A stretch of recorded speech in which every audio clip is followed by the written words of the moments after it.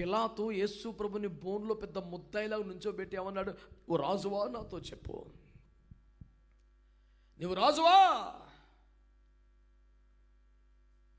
అంటే యేసు ప్రభు అంటాడు, అవును నీవన్నట్టు నేను రాజునే అన్నాడు.